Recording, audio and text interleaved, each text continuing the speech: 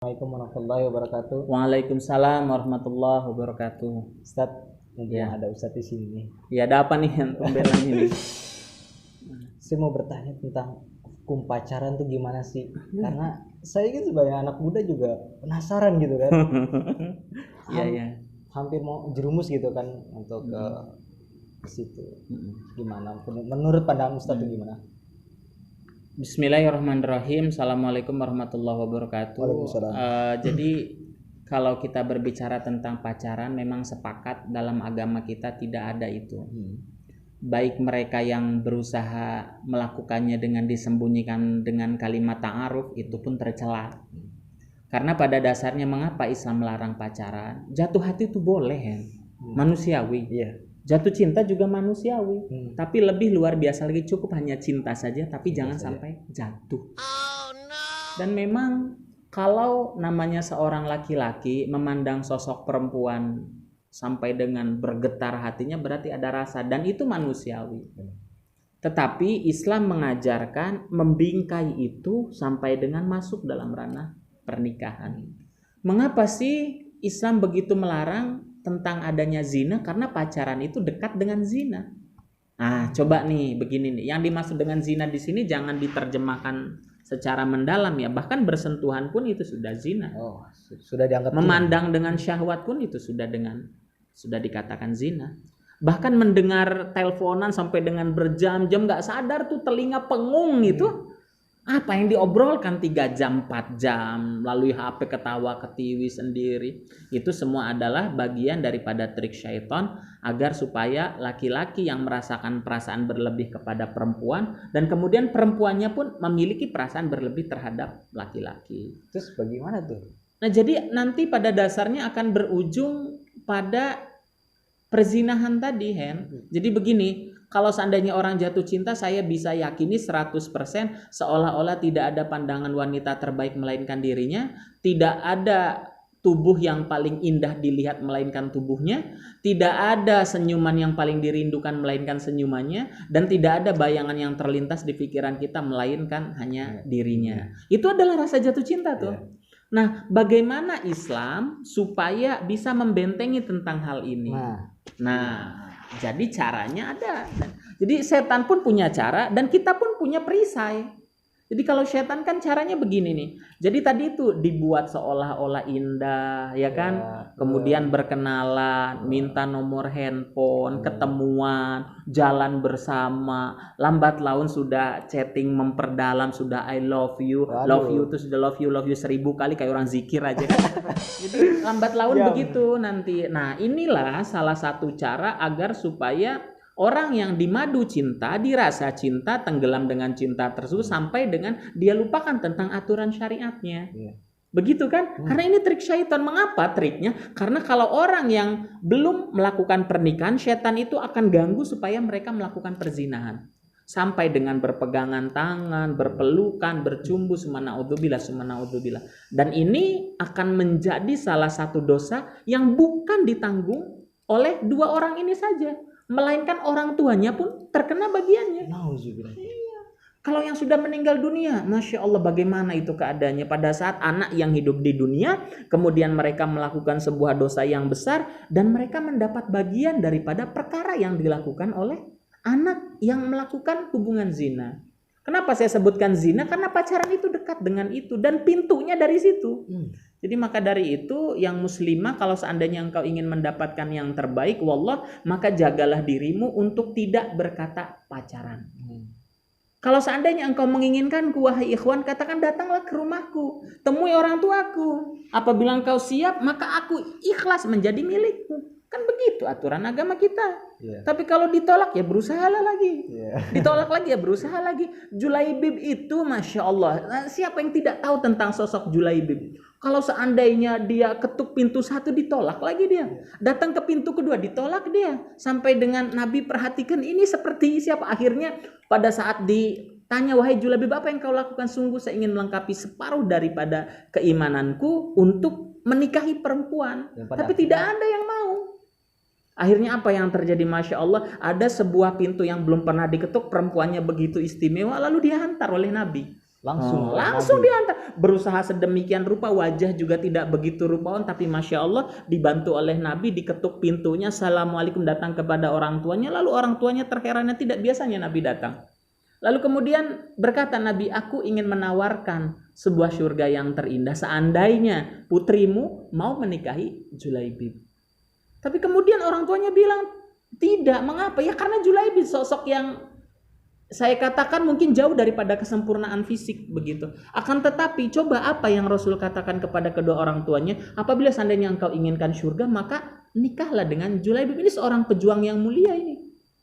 Pada saat itu akhirnya terdengarlah kalimat Nabi itu kepada sosok perempuan anaknya tadi. Kemudian dia keluar daripada bilik kamarnya lalu berkata, wahai ayahandaku dan ibundaku, apakah seandainya kalian ragu mendengar bagaimana perkataan Nabi? Lalu kemudian saya ikhlas dinikahi oleh itu karena menginginkan keriduan. Masya Allah, ini kan indah tuh. Iya, sosok. Jadi kalian antum semua yang mohon maaf ya, yang wajahnya tidak sampai KKN, gitu ya, yang bahasa saya mohon, engkau tidak perlu khawatir karena kesungguhan dalam kita berikhtiar mendapatkan jodoh, Allah akan temukan sesuai dengan bagaimana usaha kita. Jodoh itu cerminan dirimu, jodoh itu cerminan perilakumu, dan jodoh pun merupakan cerminan atas bagaimana dirimu dan perilakumu. Maka dari itu ya Allah, saya dapat pengen yang soleh ya. Dia sholatnya hanya satu waktu, subuh saja. Ya Allah, saya pengen dapat yang hafalan 30 juz ya Allah. Nah sekarang engkau berkata engkau hanya hafal 3 surat, An-Nas, Al-Falaq, dan Al-Ikhlas. Mana mungkin saudaraku. Jadi akhirnya kita berkaca, apa yang kita inginkan jadilah sesuai dengan apa yang kita mau. Jadi gitu ya. Jadi kalau seandainya hati-hati kalau sudah pintu ini dibuka, ini Masya Allah ini. Setan itu dia akan ganggu betul. Nah perisainya ada. Apa itu? Puasa diantaranya. Karena namanya puasa melemes, Iya benar. Orang mau melakukan maksiat, ya udah lu aja dah. Jadi dia, dengan cara inilah kita salah satu antisipasi agar supaya apa? Agar supaya syahwat kita terjaga dalam keadaan beribadah. Jadi makanya wahai perempuanku, apabila seandainya ada laki-laki yang mendekatimu, kemudian dikatakan mengajak berpacaran, tolaklah pada saat itu juga. Janganlah masuk ke dalamnya karena itu adalah bagian dari bisikan syaitan. Itu saja mungkin. Jadi kita harus berhati-hati banget ya Tat ya. Ini sangat berhati-hati. Hati-hati. Perempuan itu mampu memasukkan kita kepada golongan jannah dan juga ia pun mampu memasukkan kita kepada penduduk-penduduk neraka. Makanya lihat orang-orang zaman dulu, mujahidah masa lalu, perempuan-perempuan hebat, Siti Khadijah, Masya Allah, bagaimana yang tidak tahu tentang peristiwa terindah yang dia katakan kepada Nabi sebelum kematiannya. Wahai Nabi, seandainya engkau menemukan sebuah lautan yang luas, engkau tidak temukan sebuah alat untuk menyeberanginya, maka galilah liang lahatku, galilah kuburanku, susunlah tulang belulangnya sampai dengan engkau mampu menggapai di ujung lautmu tersebut. Masya Allah, ini perjuangan karena cinta kepada agama. Kemudian banyak perempuan Rumaisah radhiyallahu anhu, Nusaibah binti Ka'ab dan lain sebagainya. Ini pun merupakan contoh sahabiat-sahabiat yang mulia, makanya melahirkan anak-anak yang soleh. Jadi kalau kita mengaku sebagai agama Islam ingin mendapatkan keturunan-keturunan yang soleh dan solihah, tergantung daripada bagaimana perempuannya. Makanya semakin perempuannya menjaga dirinya dari hal-hal yang buruk, disitulah Allah memberikan rahmat, disitulah Allah memberikan karunia yang terbaik. Maka anak-anak menjadi pejuang-pejuang agama yang cinta dengan agama, cinta dengan sunnah, dan insya Allah menjadi syafaat am bagi kedua orang tuanya. Jadi udah jangan pacaran ya.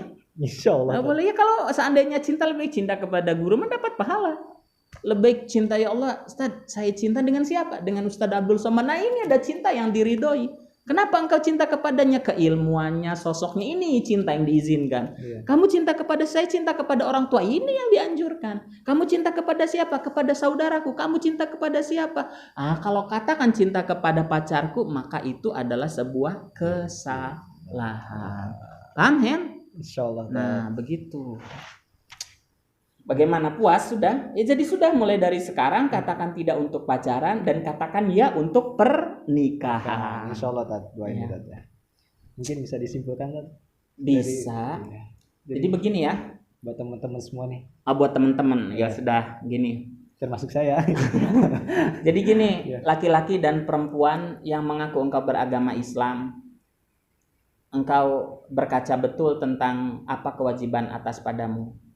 Perempuan dan laki-laki terpisah oleh sebuah aturan yang kuat, yaitu aturan untuk tidak saling dekat mendekatkan, kecuali sudah ada pernikahan. Maka dari itu apabila seandainya rasa itu tumbuh dalam hatimu, dalam benakmu, maka bersegeralah untuk mendekati walinya. Itu saja pesan saya. Karena apa? Supaya rasa itu tidak mendalam. Jangan sampai cinta kepada makhluk melebihi cinta kita kepada Allah. Dan bahaya ini. Jadi maka dari itu saya katakan hati-hati dengan kalimat pacaran, karena tidak ada pacaran yang dimulai dari basmalah diakhiri dengan hamdalah. Itu saja mungkin. Ya jadi buat ikhwan-ikhwan fillah, sudahlah, lepaskan apa yang sekarang menjadi ada di benakmu. Engkau berkata, saya sholat 5 waktu Ustaz. Ya kan, saya hafalan Al-Quran 30 juz, tapi engkau masih melakukan hubungan percintaan dengan lawannya, maka tidak terhitung sebagai ibadah. Layaknya saya sering katakan begini, untuk apa sholat engkau lakukan? Di dalam handphonemu berapa video porno yang ada di dalamnya? Berapa kalimat-kalimat yang menggunjing sanak saudaramu, ya kan? Berapa gambar-gambar yang menyakiti saudaramu, dan di situ lalu engkau masukkan ke dalam kantongmu, lalu engkau berwudu, engkau katakan Allahu Akbar. Ini maksudnya seperti apa? Sama dengan ketika engkau melakukan sebuah kebaikan yang begitu menggunung, akan tetapi mempertahankan satu kejahatan yang mampu meruntuhkan gunung tersebut, yaitu dengan berpacaran tadi. Tidak terhitung sebagai ibadah yang mulia, karena ibadah yang hakiki adalah bertahan dalam ketakwaan, tidak melakukan kemaksiatan, bertahan dengan keimanan walaupun semakin banyak setan menggunjing dan membisikkan kepada pikiran kita untuk melakukan kemaksiatan. Alhamdulillah, mungkin itu aja ya tentang apa pendapat Ustadz ya. Ya, yang penting jangan pacaran. Ya, jangan pacaran ya. Jangan pacaran. Ingat, mahasiswa saya, mahasiswi saya, santriwati saya, jamaah aneh, kalau yang pacaran, sudahlah, keluar dari grup. Ya, keluar. Mengapa? Bukan berarti mengasingkan. Engkau berkaca betul. Pikirkan tentang orang tuamu. Ya, pikirkan tentang nasib ayahmu. Pagi buta dia berangkat untuk bagaimana memenuhi kebutuhanmu, tapi yang kau lakukan hanya melakukan dosa yang dipikul nanti oleh kedua orang tuamu. Apakah ini yang dimaksud dengan anak yang soleh? Tidak. Jadi karena itu bagi yang mendengar video ini, tolong saya menyampaikan pesan kepada antum semua, hijrahlah yang maksimal. Pengertian daripada hijrah adalah menjauhkan segala sesuatu perkara yang tidak dicintai Allah, kemudian berusaha mendekati kecintaan kepada Nabi dan Allah.